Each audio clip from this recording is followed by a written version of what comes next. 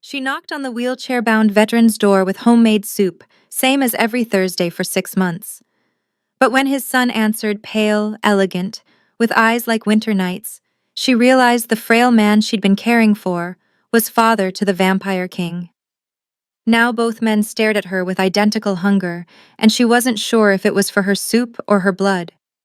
Emma's hands shake as she sets the ceramic container on the scratched wooden table, the same table where she has shared countless Thursday afternoons listening to Thomas recount stories from a war that suddenly carries new meaning. The temperature in the small kitchen drops another degree as Adrian moves behind her, his presence radiating a cold that has nothing to do with winter and everything to do with something fundamentally other than human.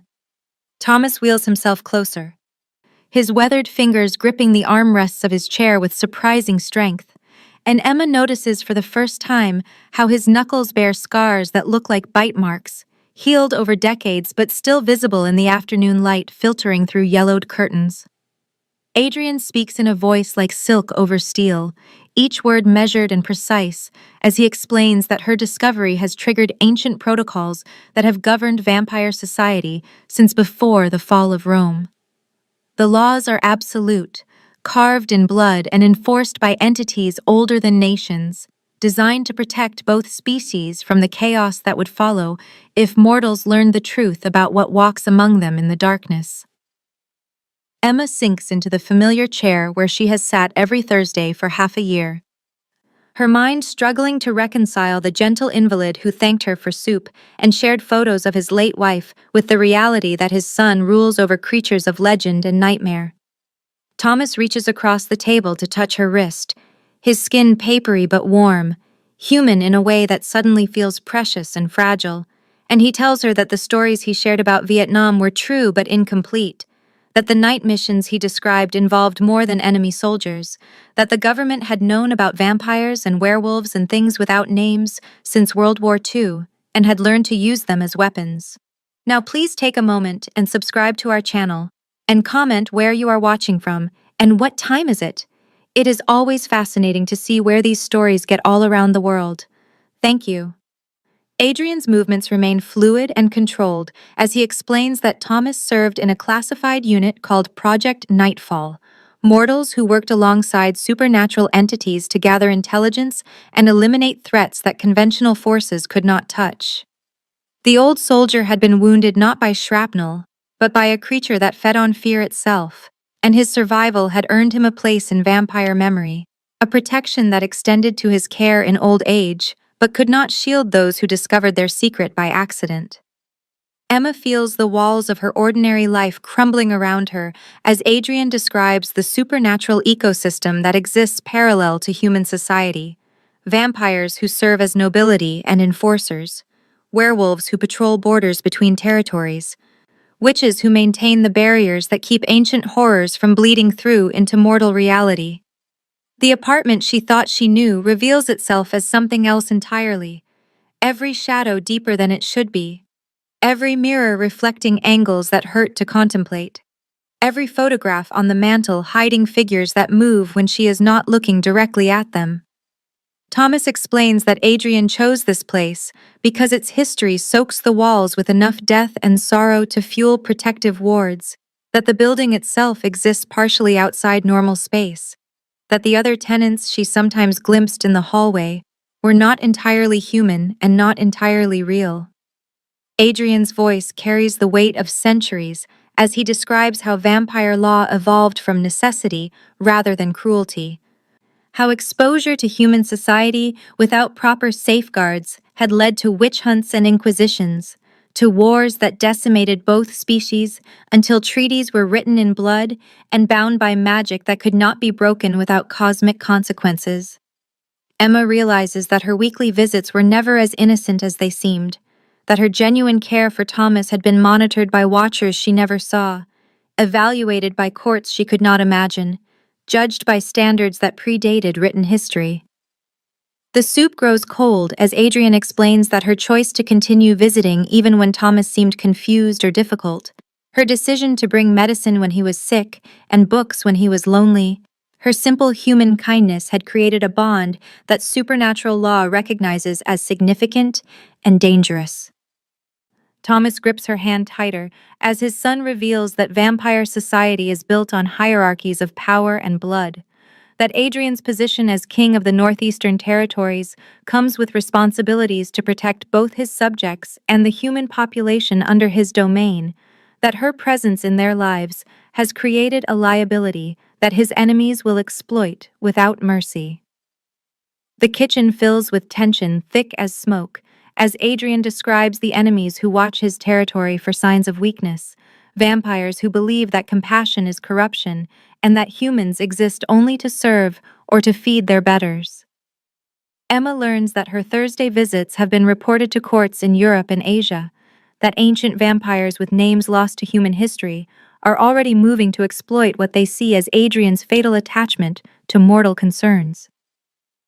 Thomas wheels his chair closer to Emma and reveals that his journals from Vietnam contain information that could either protect or destroy the supernatural community, detailed accounts of government cooperation and cover-ups, names and locations of entities that most humans think are myths. The weight of discovery settles on Emma's shoulders like a burial shroud, as she understands that her simple desire to help a lonely old man has pulled her into conflicts that span centuries and threaten to reshape the balance between worlds. Adrian's winter eyes reflect depths of sorrow as he explains that supernatural law offers her three choices, each carrying consequences that will define the rest of her existence, whether it lasts days or decades. She can accept the gift of vampire transformation,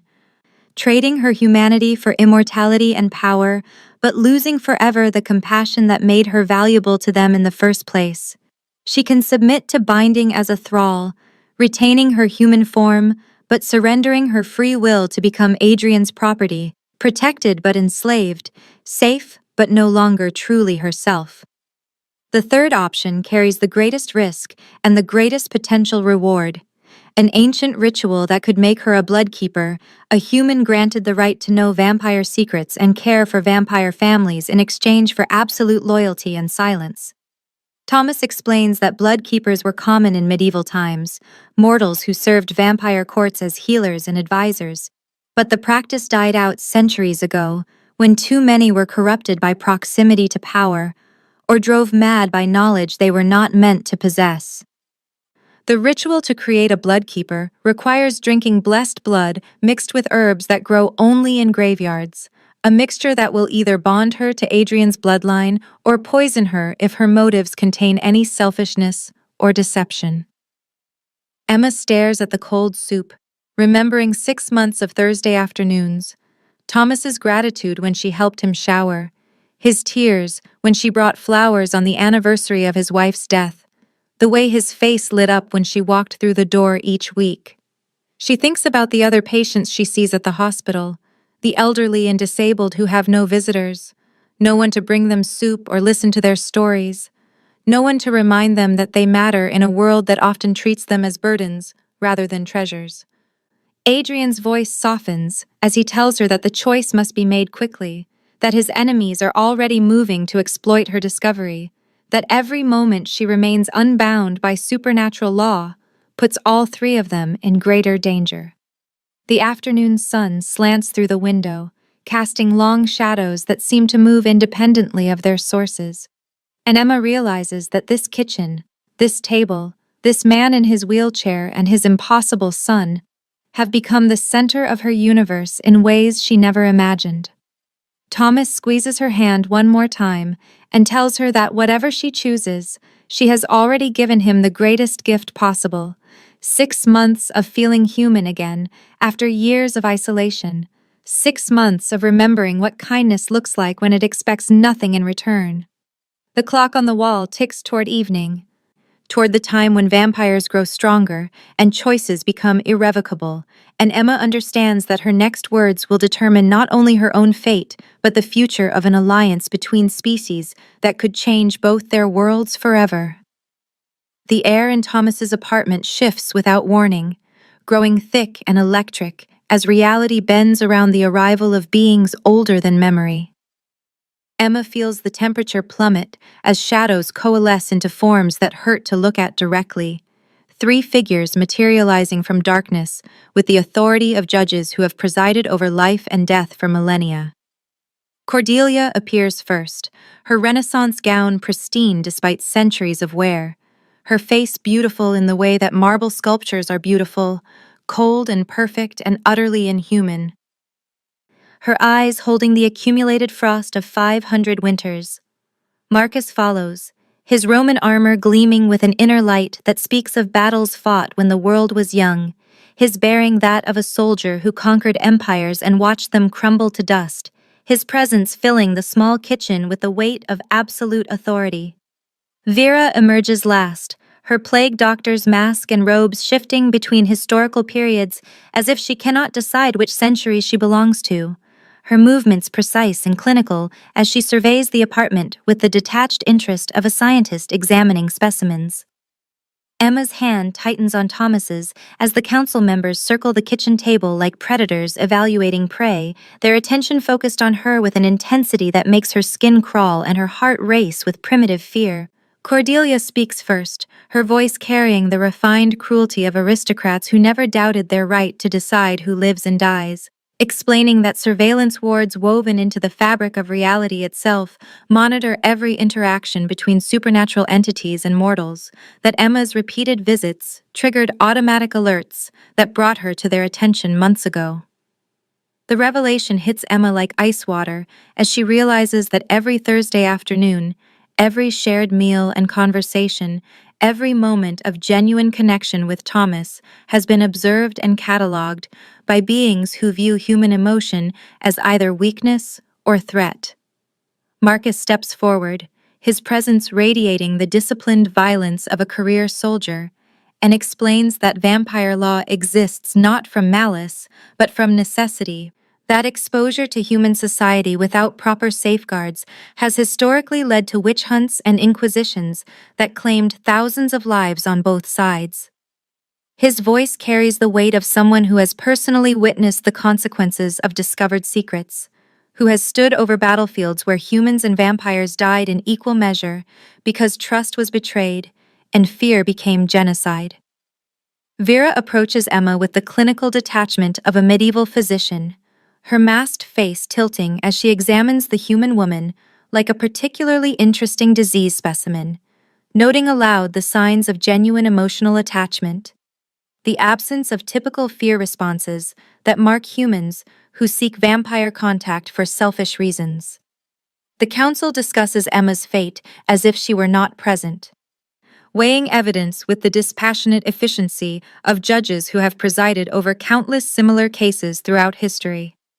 Thomas grips Emma's hand with desperate strength as Cordelia outlines the traditional response to unauthorized discovery: immediate execution to prevent exposure, carried out so cleanly that Emma would simply vanish from mortal records without a trace. Marcus presents the alternative of thrall binding, a magical enslavement that would preserve Emma's life while ensuring her absolute loyalty and silence, transforming her into Adrian's property in all but name. The discussion grows heated as Vera proposes a third option that clearly disturbs her colleagues, suggesting that Emma's demonstrated compassion and genuine care for Thomas might qualify her for consideration as a bloodkeeper, an ancient role that has not been filled in over 2 centuries.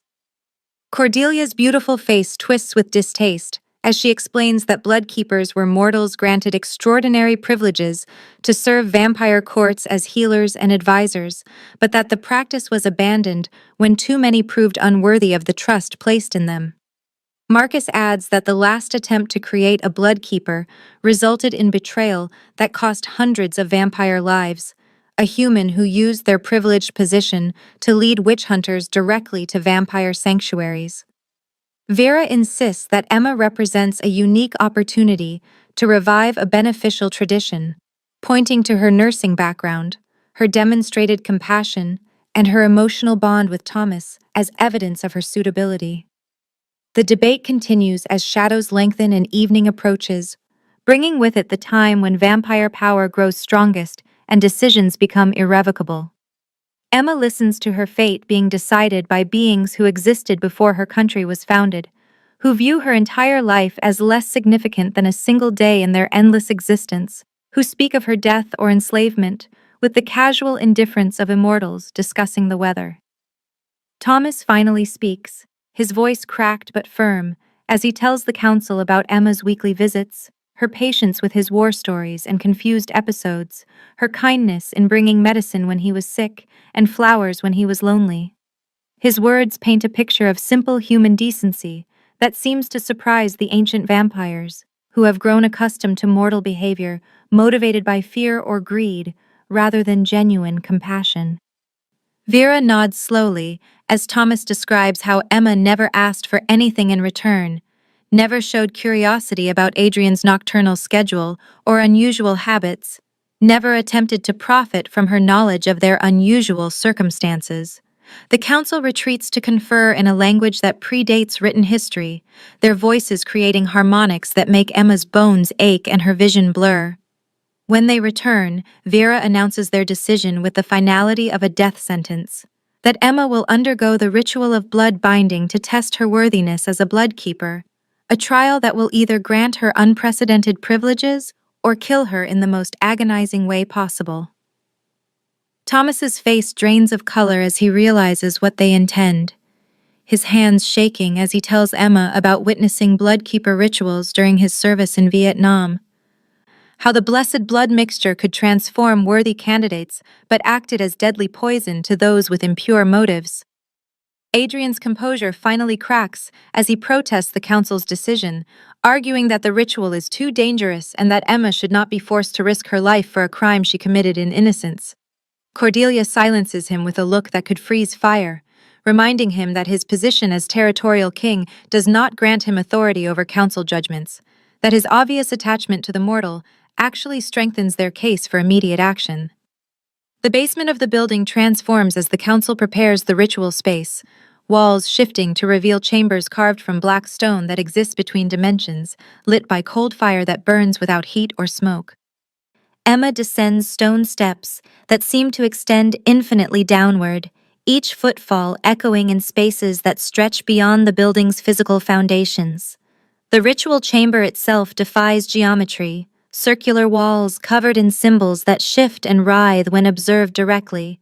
a ceiling that opens onto star patterns that belong to no earthly sky. In the center stands an altar carved from a single piece of obsidian, its surface reflecting depths that seem to contain entire universes, surrounded by implements that gleam with their own inner light. Vera prepares the binding mixture with ritualistic precision, combining Adrian's freely given blood with water blessed by entities older than Christianity, herbs that have grown in graveyards, where saints and sinners lie buried together. The mixture glows with sickly phosphorescence as she stirs it with a rod carved from the bone of a creature that died before humans learned to speak. Emma watches the preparation with growing dread and determination, understanding that this moment represents not just her own survival, but the future of any relationship between vampires and humans based on trust rather than domination. Thomas wheels himself to the edge of the ritual circle, his face etched with guilt and sorrow as he begs Adrian to find another way, to use his authority to protect Emma from consequences she never deserved. Adrian's response carries centuries of frustrated helplessness, as he explains that council law supersedes territorial authority, that his power to protect those under his domain extends only as far as supernatural politics allow. The goblet containing Emma's fate gleams in the cold fire as Vera explains the ritual's mechanics, how the blessed blood will react to Emma's deepest motivations and judge her worthy or wanting. If her care for Thomas springs from genuine compassion without hidden agenda, the mixture will bond her to Adrian's bloodline and grant her protection under vampire law. If she harbors selfish desires for power, immortality, or forbidden knowledge, the blood will poison her from within, causing death so agonizing that even vampires who have witnessed centuries of violence turn away in horror. Emma takes the goblet with steady hands, despite the terror coursing through her veins, feeling the weight of destiny and the eyes of immortal judges upon her. She thinks about Thomas's gratitude when she helped him bathe, his tears when she brought flowers for his late wife's photograph, the simple human dignity he maintained despite his limitations and losses. As she raises the goblet to her lips, she sees genuine fear in Adrian's ancient eyes and realizes that his concern is not for the political consequences of her death, but for the loss of someone who has become precious to him in ways that transcend supernatural law or vampire politics. The blessed blood strikes Emma's tongue like liquid fire and ice combined, burning down her throat with a cold flame that spreads through her veins like starlight given substance and purpose. Her vision explodes into kaleidoscope fragments as the blood bond takes hold, pulling her consciousness through corridors of memory that belong to someone else entirely. Centuries of existence compressed into heartbeats that feel like eternities. She sees through Adrian's eyes as plague ravages medieval London, his mortal form dying in a charity hospital, while something ancient and terrible offers him a choice between death and damnation. The transformation burns through her awareness like acid, showing her the agony of becoming something inhuman, the first terrible hunger, and the horror of realizing what he must do to survive. She experiences his early years as a vampire, the brutal education in supernatural politics, the way he learned to navigate courts where weakness meant death and compassion was considered mental illness. Through the blood bond, she witnesses his gradual evolution from predator to protector, decisions made over decades that slowly transformed him from a creature who fed on humans to one who defended them against threats they could never imagine. She feels his exhaustion from centuries of maintaining balance between worlds, the weight of responsibility for territory spanning multiple states and millions of lives, both human and supernatural. The visions shift to more recent memories: Adrian's anguish when Thomas was paralyzed, his desperate attempts to heal his father using vampire magic that can mend supernatural wounds but proves useless against purely human injuries. She experiences his guilt and helplessness, the terrible irony of possessing immortal power that cannot save the one mortal who matters most to him. The blood bond crystallizes with a sensation like lightning striking directly into her soul, creating connections between their minds that pulse with shared emotion and understanding. Emma gasps as the ritual chamber comes back into focus, her awareness expanded beyond normal human perception to encompass layers of reality she never knew existed. She can sense Adrian's relief and wonder as the bond settles into place, feel his emotions as clearly as her own, understand the depth of his concern for both her survival and Thomas's welfare. The council watches with expressions ranging from amazement to concern as the bond proves stronger than any they have witnessed in centuries, pulsing with connections that transcend the usual master-servant dynamic to create something resembling partnership between species. Vera removes her plague mask for the first time, revealing a face marked by centuries of witnessing both healing and horror, her expression thoughtful as she examines the magical resonance still crackling through the ritual chamber.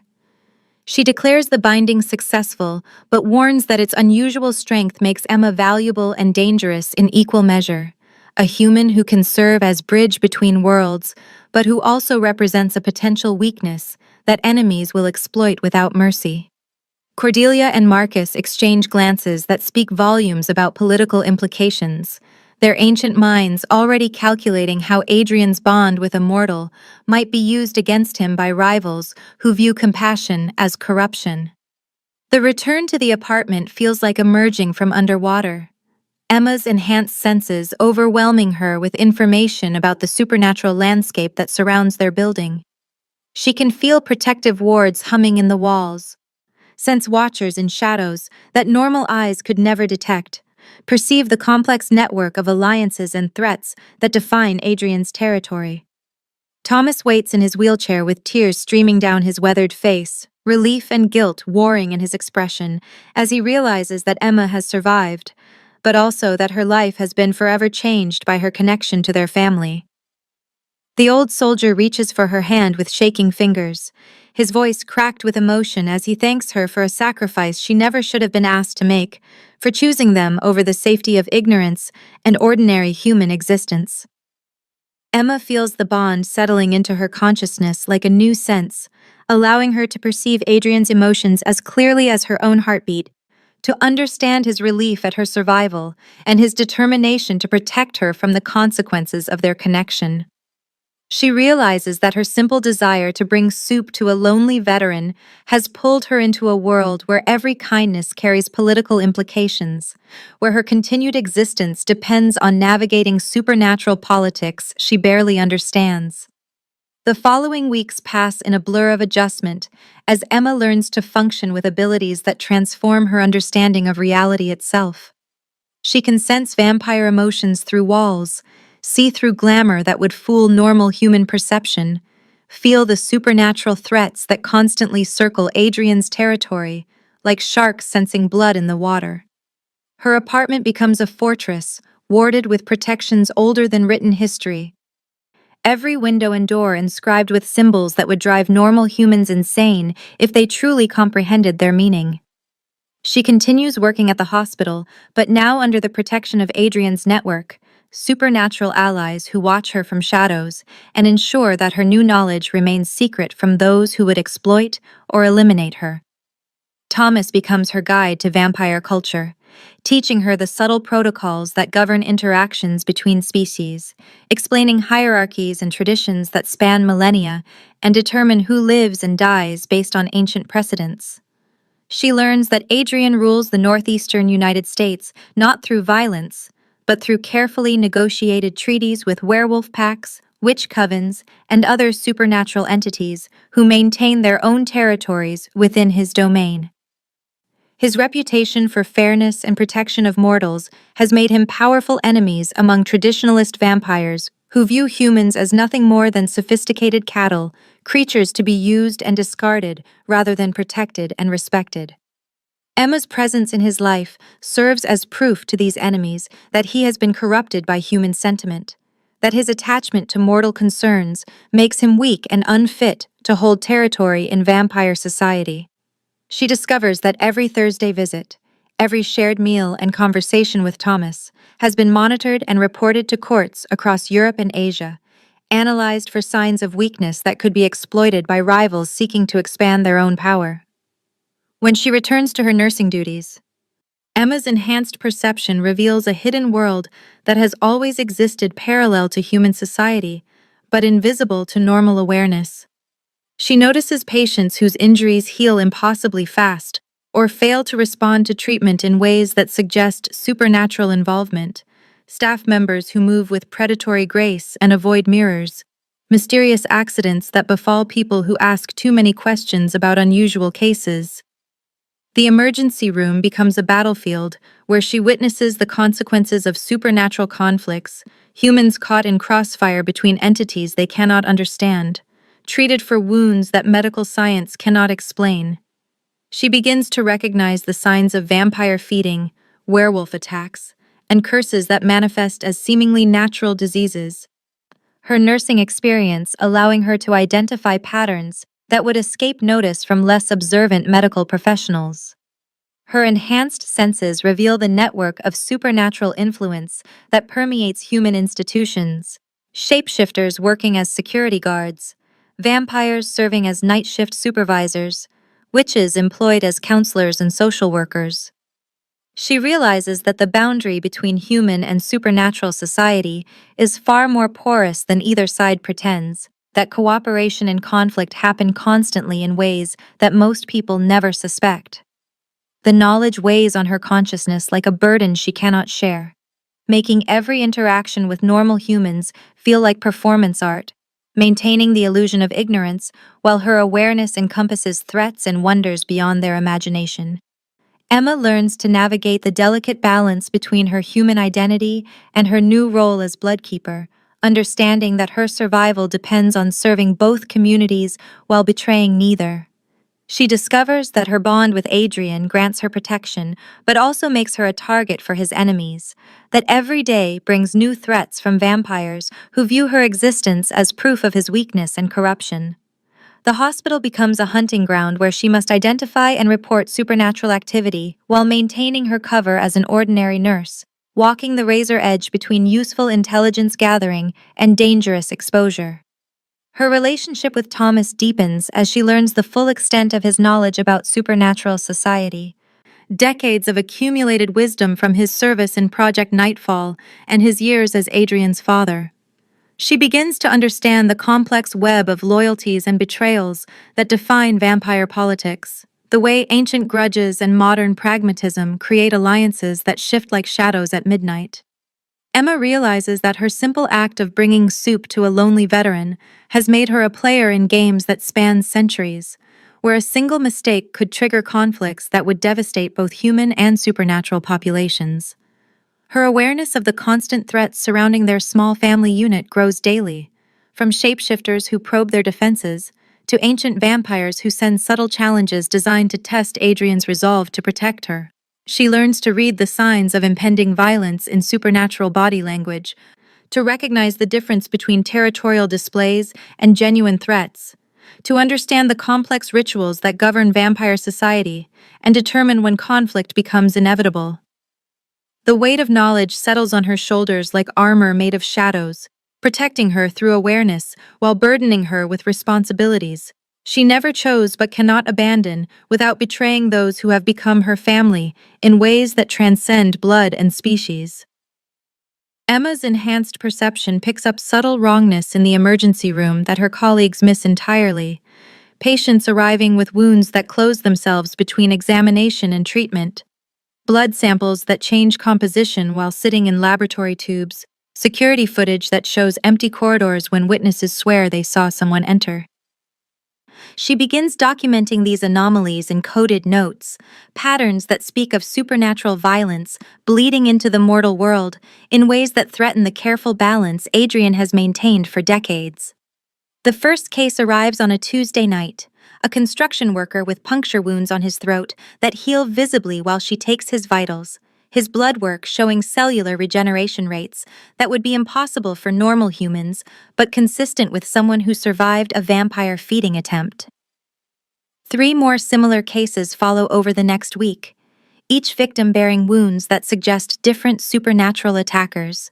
each displaying physiological changes that indicate exposure to otherworldly influences. Emma's bond with Adrian allows her to sense his growing alarm as she reports these incidents, feeling his ancient mind analyzing patterns and reaching conclusions that fill him with dread and rage. The attacks escalate quickly, moving from failed feedings to successful kills, bodies appearing in locked rooms with wounds that forensic science cannot explain, victims who vanish from hospital beds leaving only bloodstains and the lingering scent of predators that have no place in the mortal world. Through her connection to Adrian, Emma feels him reaching out to his network of allies and informants, probing the supernatural underground for information about who would dare hunt in his territory without permission or challenge his authority so directly. The answer comes through channels that predate electronic communication, whispered reports from creatures old enough to remember when the world was younger, and vampire politics were settled with open warfare rather than careful diplomacy. Dmitry Volkov has returned from exile, backed by European courts who view Adrian's protection of humans as dangerous precedent that threatens the natural order of predator and prey. Emma learns through Adrian's memories that Dmitry served as his lieutenant during the Renaissance, a brilliant tactician whose strategic mind was matched only by his cruelty toward mortals, particularly children whose innocence he found both irresistible and repulsive. The exile came after Dmitry established feeding grounds in orphanages across 3 countries, creating a supply of victims that would have exposed vampire society to human authorities if Adrian had not intervened with extreme prejudice. Centuries of hatred have festered during Dmitry's banishment, transforming tactical disagreement into personal vendetta, driving him to seek not just revenge, but proof that Adrian's compassionate policies make him unfit to rule vampire territory. The pattern of attacks becomes clear as Adrian shares his analysis through their blood bond, showing Emma how each incident targets humans connected to supernatural entities, allies who serve as bridges between worlds, food sources who provide willing sustenance, blood keepers who care for vampire families. Dmitry's strategy aims to demonstrate that human connections make vampires weak and vulnerable. That attachment to mortal concerns creates exploitable weaknesses that traditional vampires would never tolerate. Emma feels Adrian's fear not for himself, but for her and Thomas, understanding that they represent the most visible symbols of his supposed corruption, proof that he values human lives beyond their utility as food or servants. The apartment building becomes the obvious target, as word spreads through supernatural channels that Adrian the Merciful keeps his disabled father in a mortal care facility, tended by a human bloodkeeper, whose weekly visits have become legendary among vampires who whisper about their king's strange attachment to compassion. Thomas wheels his chair to the window each evening, his military instincts alerting him to watchers in shadows and movement patterns that suggest reconnaissance rather than casual observation. Emma's enhanced senses pick up the predators circling their sanctuary, creatures that move with inhuman grace and patience, testing defenses and probing for weaknesses in ways that make her skin crawl with primitive terror. The first direct assault comes at midnight on a Thursday, exactly 1 week after Emma's latest soup delivery, timing chosen to emphasize the symbolic importance of her weekly visits to their enemies' propaganda. Emma's bond with Adrian explodes with warning sensations as supernatural killers breach the building's outer defenses, moving through corridors with the confidence of predators who have studied their prey for weeks. She alerts Adrian through their connection while simultaneously calling Thomas to warn him of the immediate danger, feeling her heart race as she realizes that her presence in their lives has finally drawn lethal attention from enemies older than nations. Adrian's response transforms the apartment building into something that defies architectural logic. Walls shifting to create corridors that lead nowhere, stairs that climb infinitely upward without reaching higher floors, windows that open onto voids filled with starlight from alien constellations. The protective wards he activates drain decades from his apparent age, revealing the true cost of maintaining such powerful defenses in a world where magic must be hidden from mortal observation. Emma watches through their bond as he positions supernatural guards in every shadow, creatures bound to his service by oaths older than written history, each one a predator capable of destroying normal humans, but loyal to Adrian through bonds forged in blood and mutual benefit. The apartment becomes an island of safety surrounded by hostile forces, but Emma realizes that the siege itself serves Dimitri's purposes by forcing Adrian to reveal the full extent of his power and resources to every supernatural entity monitoring the situation. The cost of protection becomes visible as Adrian's usually perfect features show signs of strain and age, centuries of accumulated weariness, breaking through the glamour that normally conceals the weight of immortal existence. Emma feels his exhaustion through their bond, understanding that maintaining such extensive defenses requires constant attention and energy that leaves him vulnerable to other threats throughout his territory. Thomas becomes their strategic advisor, despite his physical limitations, his military experience invaluable for analyzing enemy tactics and predicting their next moves based on reconnaissance patterns and assault timing. He reveals that his wheelchair-accessible apartment was chosen not just for convenience, but for its defensive advantages, multiple exit routes and sightlines that reflect decades of thinking like a soldier rather than a civilian. The old veteran wheels himself to his bedroom closet and retrieves journals he has been keeping since Vietnam.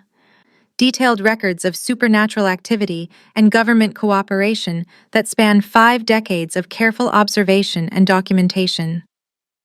Emma reads through entries that chronicle the hidden history of human supernatural relations, detailed accounts of treaties and betrayals, names and locations of entities that most humans believe are myths, evidence of cooperation and conflict that could reshape both societies if revealed to the wrong people.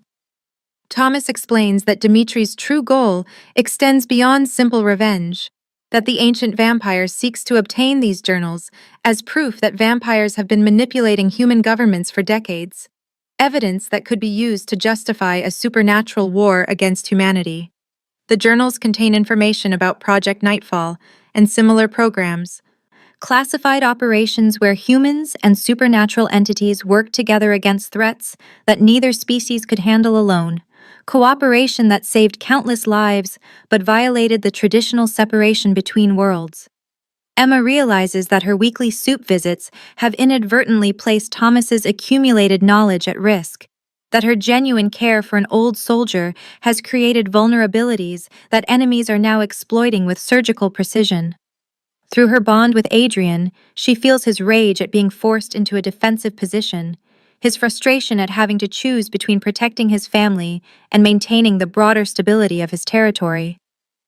The siege continues through the night as Dimitri's forces probe for weaknesses, while Adrian's defenders hold the line, supernatural predators clashing in battles that would drive normal humans insane if they truly comprehended the violence occurring just outside their awareness.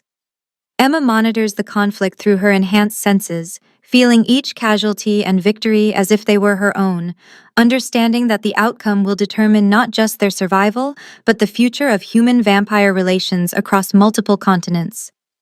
She watches Thomas review tactical maps and defensive positions with the expertise of someone who survived real warfare, his mind still sharp despite his physical limitations. His strategic insights proving invaluable for coordinating their defense against enemies who think like generals rather than simple predators. The weight of responsibility settles on her shoulders as she realizes that her choice to bring soup to a lonely veteran has triggered a conflict that could reshape the supernatural world, that her simple human kindness has become a symbol that both sides will fight to control or destroy. Dimitri's ultimatum arrives through channels that demonstrate both his cunning and his contempt for human life, delivered by Sarah Chen, Emma's closest friend among the hospital nursing staff, whose vacant eyes and wooden delivery reveal that she has been enthralled and turned into a living message system.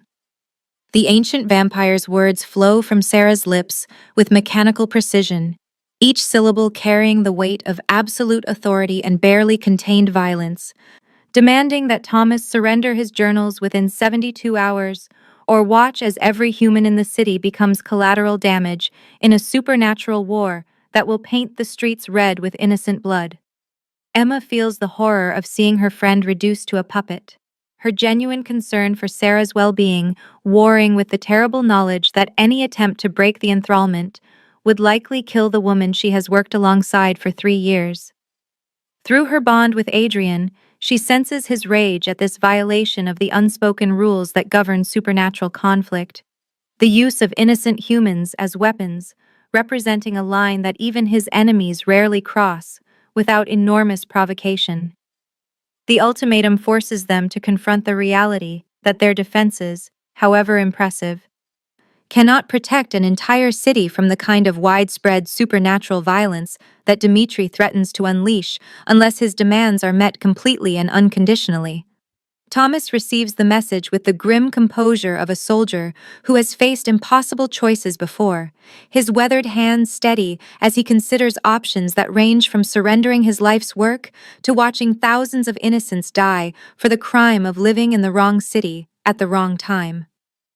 Emma volunteers immediately to offer herself as hostage in exchange for civilian safety, reasoning that her value as Adrian's bloodkeeper might satisfy Dimitri's need for symbolic victory while protecting the population from wholesale slaughter.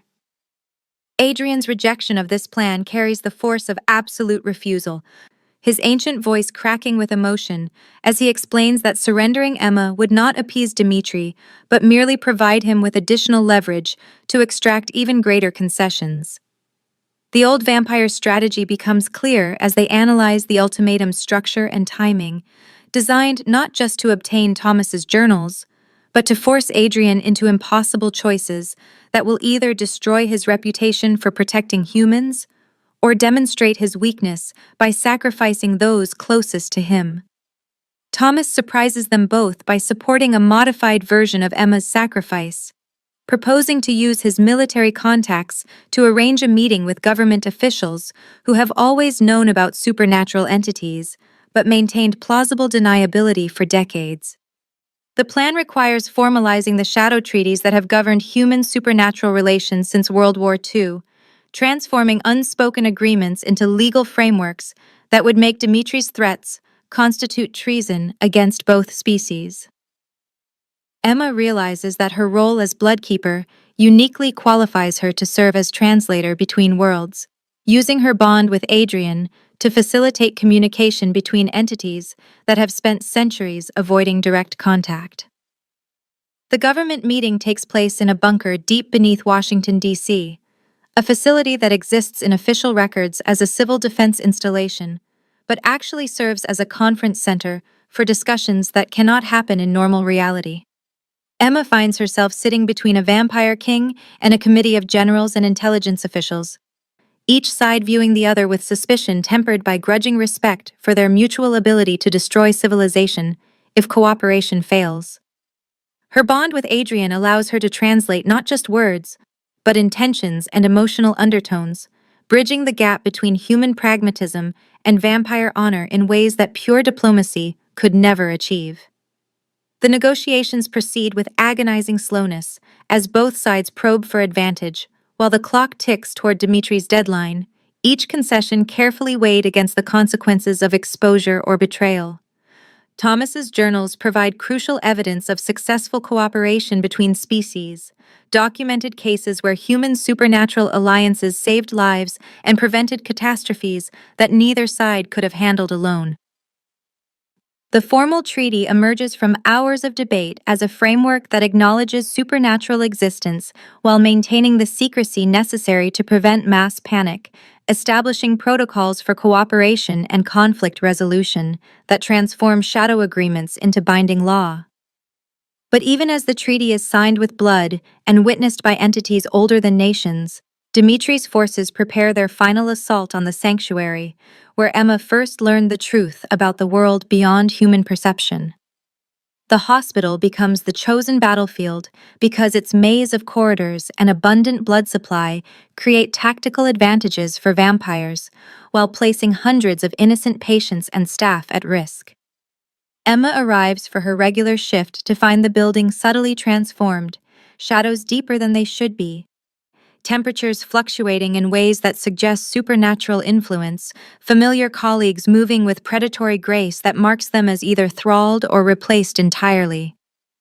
Her enhanced senses pick up the supernatural tension crackling through the air like electricity before a thunderstorm, the way predators position themselves in anticipation of violence that will reshape the local balance of power, regardless of its outcome. Adrian materializes in the hospital's basement morgue, choosing a location surrounded by death to draw upon the dark energies that fuel vampire magic, his presence immediately detected by Dimitri's watchers, but serving as deliberate provocation to draw the enemy into direct confrontation. The battle that follows transcends simple violence to become a philosophical argument conducted with fangs and claws, each exchange of blows representing competing visions of what vampire society should become in the modern world.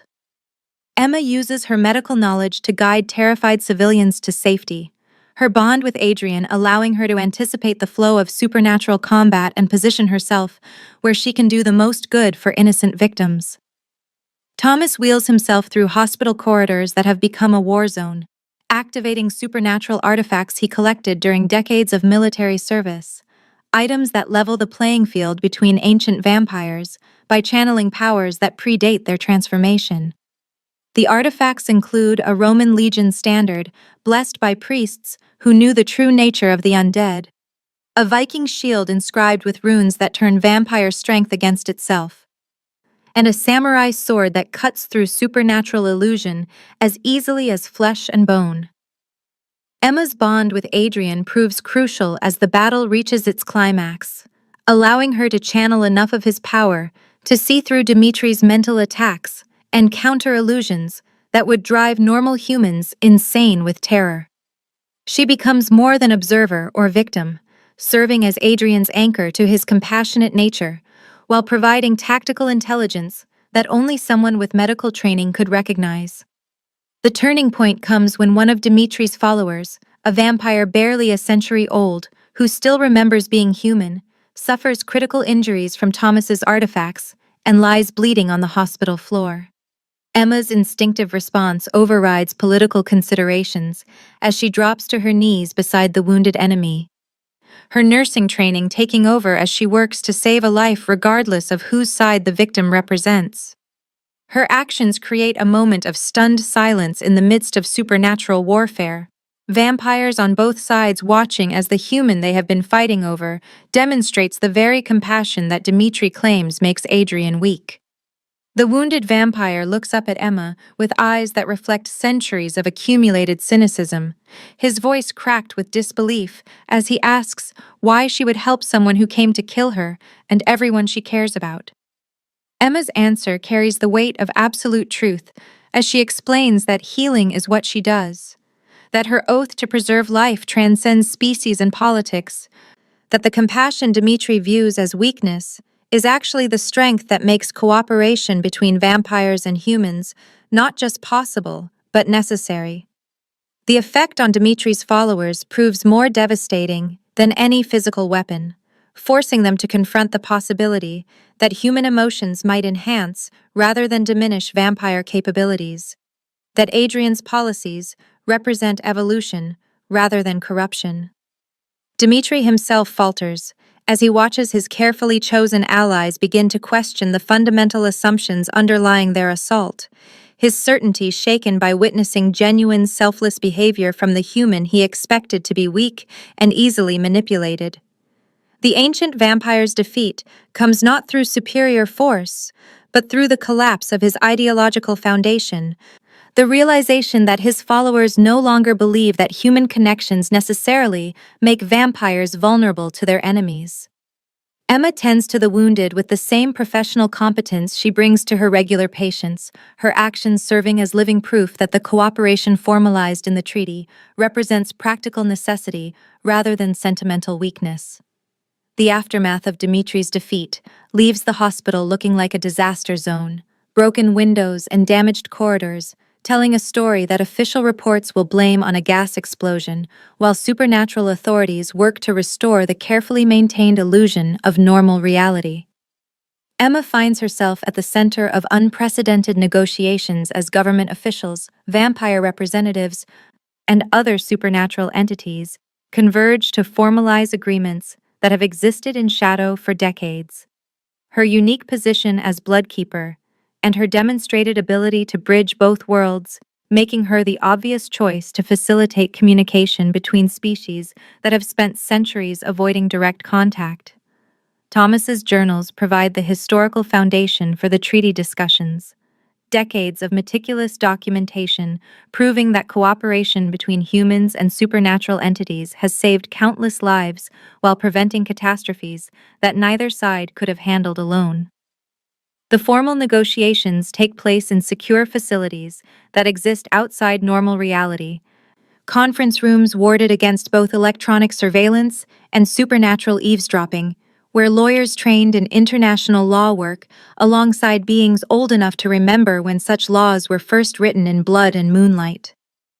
Emma serves as cultural translator, using her bond with Adrian to convey not just words, but intentions and emotional undertones that pure diplomacy could never capture, helping both sides understand that their mutual survival depends on moving beyond the traditional predator-prey dynamic to embrace something resembling actual partnership. The treaty that emerges from months of careful negotiation establishes a new framework for supernatural human relations, acknowledging the existence of vampires, werewolves, and other entities while maintaining the secrecy necessary to prevent mass panic and social collapse. The document creates a new classification of humans called witnesses, individuals granted legal permission to know about supernatural society in exchange for serving as cultural ambassadors and crisis mediators between worlds. Emma becomes the first official witness, her position protected by both human and vampire law, her role encompassing everything from emergency medical care for supernatural entities to diplomatic liaison work that prevents minor misunderstandings from escalating into species-wide conflicts. Adrian's Northeastern Territory serves as the pilot region for implementing the new protocols, his reputation for fairness and protection of mortals, making his domain the ideal testing ground for cooperation that could either revolutionize both societies or trigger the very wars the treaty seeks to prevent. The arrangement faces resistance from traditionalists on both sides, humans who view supernatural entities as demonic threats, and vampires who consider mortals nothing more than sophisticated cattle. But Emma's demonstrated competence and the practical benefits of cooperation gradually win over skeptics, who recognize that the alternative is mutual destruction. Her work at the hospital expands to include treating supernatural patients whose injuries cannot be explained by conventional medicine, training selected medical professionals in cross-species physiology, and establishing protocols for handling cases where vampire feeding,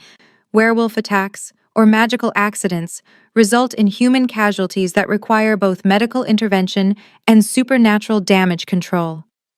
The Witness program grows slowly but steadily as carefully selected individuals prove capable of maintaining secrecy while serving as bridges between communities that have spent millennia viewing each other with suspicion and fear. Emma discovers that her nursing background provides ideal preparation for the complex challenges of supernatural diplomacy, her experience with traumatized patients translating directly to mediating disputes between beings whose emotional wounds often span centuries rather than years. The training programs she develops teach medical professionals to recognize signs of supernatural involvement in emergency cases while maintaining the discretion necessary to protect both patients and society from the chaos that would follow widespread exposure. Adrian adapts to sharing his authority with human officials, finding that transparency actually strengthens his position by reducing the enormous energy expenditure required to maintain elaborate deceptions and allowing him to focus on genuine threats rather than bureaucratic manipulation. His relationship with Emma evolves beyond the traditional bloodkeeper bond into something unprecedented in vampire society, a partnership based on mutual respect and shared goals, rather than the usual dynamics of dominance and submission. The other supernatural entities in his territory initially view the new arrangements with suspicion, werewolf pack leaders questioning whether cooperation with humans will weaken their natural advantages, while witch covens worry that exposure will lead to renewed persecution, reminiscent of historical witch hunts. Emma's careful diplomacy and demonstrated competence gradually win their acceptance as she proves capable of protecting their interests while facilitating beneficial exchanges with human authorities who can provide resources and legal protection unavailable through supernatural channels alone. The treaty includes provisions for joint task forces to address threats that endanger both species, establishing protocols for sharing intelligence about rogue supernatural entities, human terrorist groups targeting non-human populations, and interdimensional incursions that require coordinated responses. Thomas becomes an unexpected celebrity in supernatural circles, his military experience and extensive documentation making him a valuable advisor for entities who have never needed to consider how their actions might affect large-scale human society. His journals are published as classified educational materials distributed to both human officials and supernatural leaders, learning to navigate the complex challenges of formal cooperation rather than the informal arrangements that have governed their interactions for centuries. The old veteran's apartment continues to serve as an informal meeting place, where representatives from different communities can interact in neutral territory, his presence providing a stabilizing influence that helps prevent minor disagreements from escalating into major conflicts. Emma's Thursday soup visits expand into planning sessions for implementing witness programs in other regions, her successful work in Adrian's territory, providing a template that can be adapted to different cultural contexts and supernatural populations around the world. She travels to conferences where vampire lords from European courts meet with government officials from multiple nations, her unique perspective as someone who bridges both worlds, making her insights invaluable for preventing the misunderstandings that have historically led to bloodshed on both sides. The work proves exhausting but deeply fulfilling as she watches suspicious enemies gradually develop working relationships based on mutual benefit rather than mutual destruction, small victories that accumulate into systemic changes affecting both species' approaches to coexistence. Her relationship with Adrian deepens beyond the supernatural bond that initially connected them, evolving into genuine partnership where his ancient wisdom complements her modern medical knowledge and diplomatic skills to create something neither could achieve alone. 6 months after the formal treaty signing, Emma continues bringing soup to Thomas every Thursday. But their quiet afternoons now include reviewing reports from witness programs in other cities, analyzing data on successful interventions, and planning expansions that could eventually encompass global supernatural human cooperation. The kitchen table where she first learned the truth about vampire society has become a command center for coordination efforts that span multiple continents, maps and documents spreading across its scarred surface, while Adrian reviews diplomatic correspondence from courts and governments worldwide. Thomas has aged visibly during the intense negotiations and implementation phases, but his eyes remain sharp with the satisfaction of someone who has lived to see his life's work validated and expanded beyond his wildest expectations. His stories about Vietnam and Project Nightfall have become required reading for both human officials and supernatural entities, learning to understand how cooperation can benefit both sides when properly managed and protected from those who would exploit it for personal gain. Emma reflects on how her simple desire to bring soup to a lonely veteran has transformed not just her own existence, but the fundamental relationship between species that have spent millennia as predators and prey, allies and enemies, occupying the same world while remaining invisible to each other. The hospital where she works has become a model for integrated medical care, treating both human and supernatural patients while training the next generation of medical professionals in cross-species healthcare that acknowledges the reality of non-human physiology without compromising the secrecy necessary for social stability. Her enhanced senses allow her to monitor the supernatural landscape for early warning signs of conflict, while her medical training provides practical skills for treating injuries that result from the cultural misunderstandings that still occur despite the best diplomatic efforts. The city outside their window continues its daily rhythm of traffic and commerce, unaware that its safety now depends on the fragile trust built around a kitchen table between a nurse who chose compassion over fear, a vampire king who chose cooperation over domination, and a disabled veteran whose wisdom helped bridge the gap between worlds that had remained separate for far too long. Thomas raises his spoon in a mock toast, his voice carrying the warmth of someone who has found meaning in unexpected places and purpose in the most ordinary moments, declaring his gratitude for Thursday soup and all the impossible things that grow from ordinary kindness when nurtured by people who believe that understanding is always preferable to conflict, regardless of the species involved or the cost of building bridges that most consider unbuildable.